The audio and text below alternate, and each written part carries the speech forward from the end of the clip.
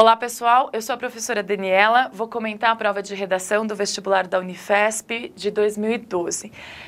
Neste ano, a banca examinadora solicitou uma dissertação em prosa a respeito do tema a questão da variação linguística no contexto da educação. Primeiramente, vale lembrar que esse debate ele se relaciona com a polêmica do livro do MEC, adotado aí para ensino de jovens e adultos, que trabalhava a questão das variantes linguísticas em comparação com a norma culta. Nesse ano, a banca ofereceu como base para reflexão aos candidatos uma coletânea bastante esclarecedora, que continha aí textos que traziam opiniões a favor e contra o assunto questionado por eles. Primeiramente, a banca ofereceu aí uma charge publicada no Diário de Guarulhos, que trazia a referência de que o livro do MEC aceitava, então, erros de concordância.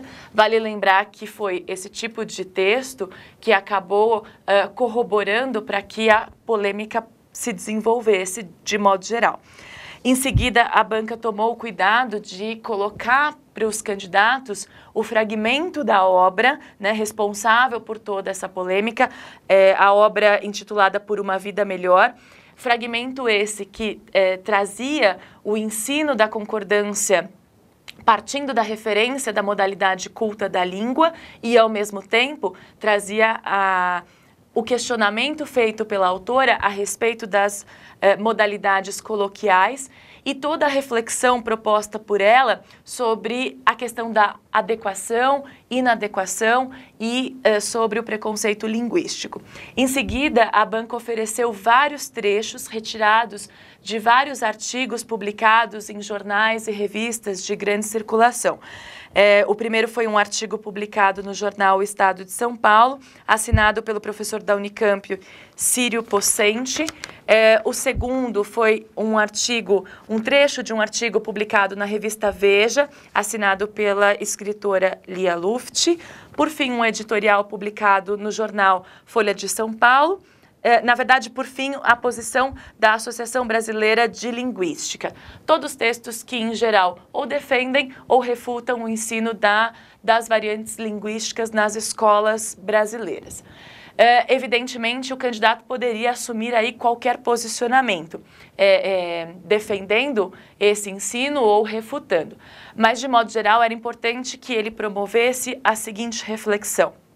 O debate sobre o ensino das variantes linguísticas nas escolas, ele está inserido numa polêmica muito maior, que não teve início este ano. Na verdade, ela teve início muito antes, com o fim da ditadura militar.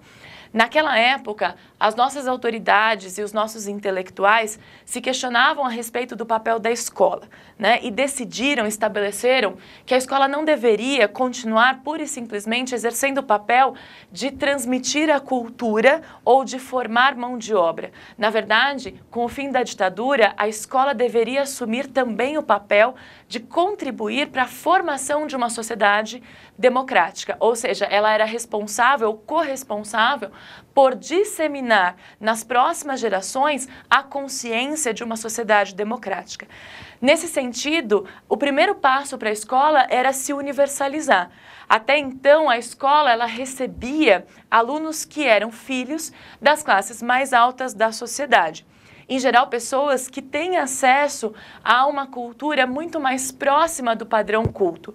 A partir da democratização, então, a escola deveria receber todos os jovens em idade escolar. Isso significava passar a trabalhar com pessoas que eram provenientes de todas as classes sociais, inclusive aquelas menos abastadas, compostas por pessoas que, em geral, não têm acesso ou têm uma maior dificuldade de acesso à cultura letrada, portanto, são pessoas que, em geral, não dominam o padrão culto da língua. Qual deveria ser, então, a conduta do professor diante dessa diversidade que a escola assumia?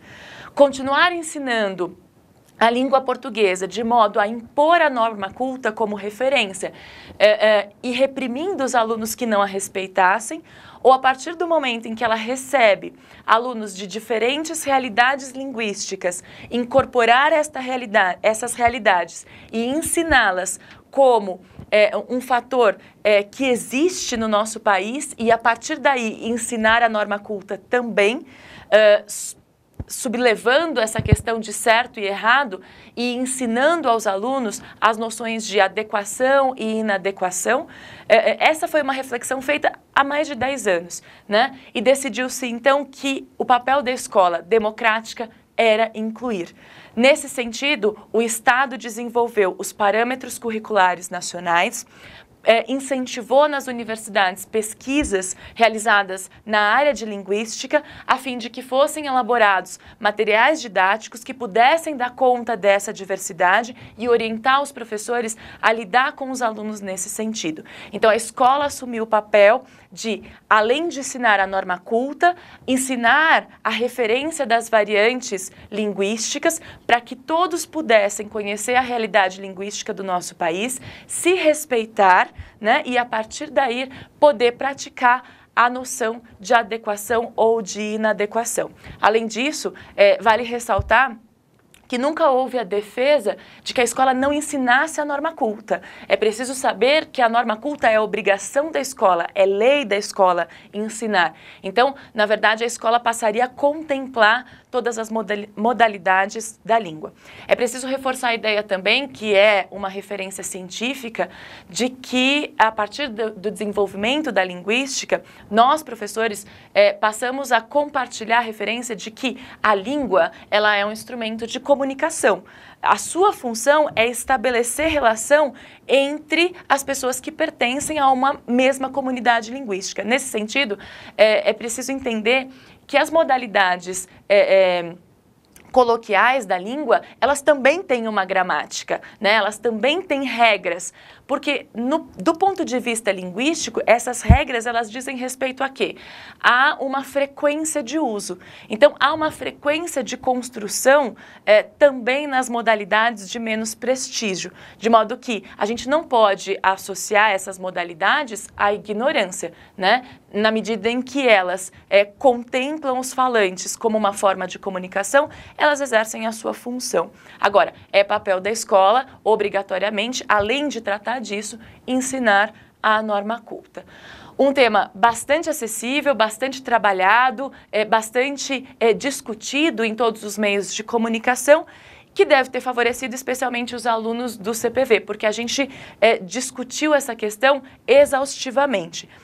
Quero ressaltar que no curso de redação a gente começou o trabalho a partir das referências científicas sobre linguagem e língua, e depois de termos trabalhado esses conceitos, a gente inseriu o debate aí a respeito do livro do MEC e das variantes, para que os alunos pudessem ter uma opinião a partir não de achismo, mas a partir de referências realmente conceituais, científicas e contundentes. Vale ressaltar que a gente acabou aqui assistindo várias entrevistas postadas no YouTube a respeito deste assunto, feitas com autoridades nessa questão. Uma das principais referências é uma entrevista feita com um professor da USP chamado Ataliba Castilho, que fica aí inclusive como sugestão para você que é candidato, mas que não foi nosso aluno e que está acompanhando essa resolução. Eu acredito que os alunos do CPV tenham feito uma excelente prova, a gente está aqui torcendo pelos resultados e desejo a todos vocês boas férias. Um grande beijo.